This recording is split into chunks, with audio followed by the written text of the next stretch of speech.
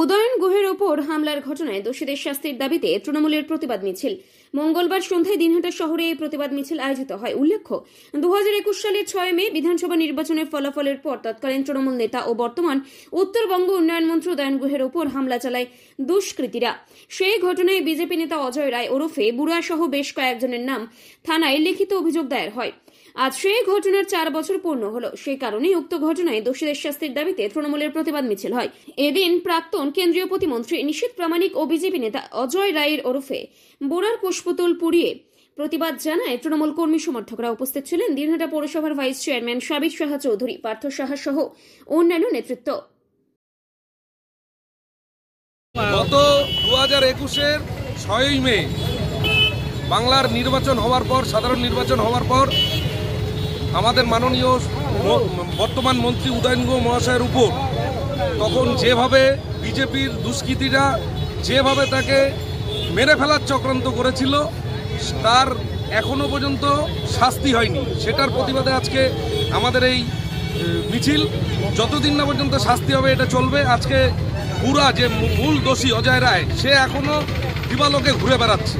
আমরা মহামান্য আদালতের কাছে অনুরোধ যে আপনারা অতি শীঘ্রই এই বিচার প্রক্রিয়া সম্পূর্ণ করুন। কারণ একটি মানুষকে, যে দিনাটার মানুষের সবসময় বিপদে আপদে পাশে দাঁড়ায়, তাকে প্রকাশ্য দিবালোকে দিনের আলোতে যেভাবে এই দুষ্কৃতী মেরে ফেলার চক্রান্ত করেছিল, তার এখনো পর্যন্ত কেন শাস্তি হলো না? সেই জন্য আজকে আমরা ছাত্র, যুব, মহিলা, দিনাটার সাধারণ মানুষ সবাই পথে নেমেছি। আজকে 4 বছর পূর্তি হলো। আমরা চাই অতি শীঘ্রই তার বিচার এবং কঠোরতম শাস্তি হবে।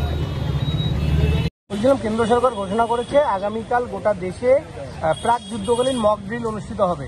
তার মধ্যে এ রাজ্যে যে কয়েকটি জেলার নাম আছে, কোচবিহারের নাম আছে এবং দিনহাটার নাম রয়েছে। কিভাবে দেখছেন? জেলার মধ্যে দিনহাটাকেও ঢোকানো হয়েছে, মানে এটা ভালো। আমরা যুদ্ধ দেখেছি, শেষ 71-এর যুদ্ধ দেখেছি বাংলাদেশের সাথে।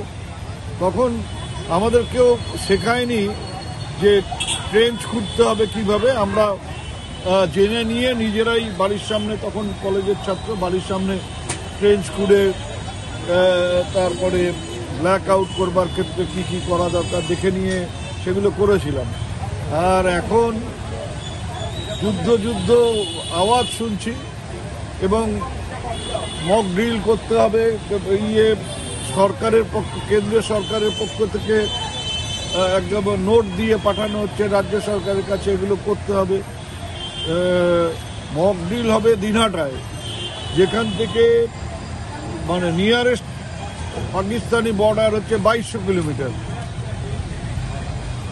আরো অন্য জায়গা আছে, হঠাৎ দিনহাটা কেন? বিজেপি এখানে সুবিধা করতে পারছে না, বিজেপি এখানে মিটিং মিছিল করতে পারছে না। তাই এই দেশপ্রেমের সুশ্রুতি দিয়ে যদি আবার কিছু মানুষকে রাস্তায় নামানো যায়, কিছু মানুষকে আবার বিজেপিমুখী করা যায়, সেই সব চিন্তাভাবনা চলছে। আমরা বলি যে এরকম এটা একটা খুব কঠিন ব্যাপার। দুটো পারমাণবিক শক্তি ধর দেশের মধ্যে যুদ্ধ হওয়া, এটা ক্ষতি হবে দুই পক্ষের মানুষের, মানবিকতার ক্ষতি হবে। যুদ্ধ না করে পাকিস্তানকে বা জঙ্গিদের কি করে জব্দ করা যায় সেটা নিয়ে ভাবুক, এবং সবচাইতে বেশি ভাবুক যে কি করে ওই লোকগুলো ঢুকলো, কি করে আধ ঘন্টা ধরে গুলি চালালো, কি করে অত লোককে মারলো, আবার কি করে ফেরত চলে গেল। এই যে আয়নার সামনে দাঁড়িয়ে আয়নাকে না ঘষে যদি নিজের মুখটা পরিষ্কার করে, তাহলে আয়নায় কালো দাগটা থাকবে না। এটা করুক কেন্দ্রীয় সরকার। একদিকে যখন কেন্দ্র সরকার মক ড্রিলের কথা ঘোষণা করেছে, অপরদিকে আজকে আমরা দেখলাম সোশ্যাল মিডিয়া জুড়ে বিজেপির নেতৃত্ব যারা রয়েছে, তারা বিজেপি কর্মীদের, এমনকি বিজেপি ছাত্র সংগঠনের যে কর্মী যারা রয়েছে, তাদেরকে মক ড্রিলে অংশগ্রহণ করার জন্য প্রচার চালাচ্ছে। ওই তো বললাম যে পুরোটাই হচ্ছে মানে রাজনৈতিক সুশ্রুতি এবং দেশপ্রেমের সুশ্রুতি দিয়ে বাংলা এবং যেসব জায়গায় দুর্বলতা আছে সেই সব জায়গায় পায়ের তলায় মাটি ফেরত পাওয়া যায় কিনা সেই সব নিয়েই চিন্তা ভাবনা। এটাকে কাজে লাগানো হচ্ছে। হিন্দু হিন্দু করে চিৎকার করা হলো, হিন্দু ভালো তো, হিন্দুদের ঐক্য। তা কার মধ্যে ঐক্য হবে?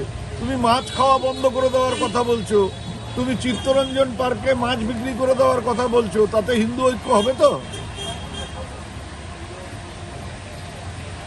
বাংলার মানুষের যদি মাছ খাওয়া বন্ধ করে বা কোনো হিন্দুদের মাছ খাওয়া যদি বন্ধ করে, মাংস খাওয়া বন্ধ করে, তাহলে কিন্তু অন্তত পক্ষে আর যাই হোক হিন্দু ঐক্য হবে না। তুমি নিরামিষ খেতে পারো, খাও, তবে আমি কেন নিরামিষ খাবো?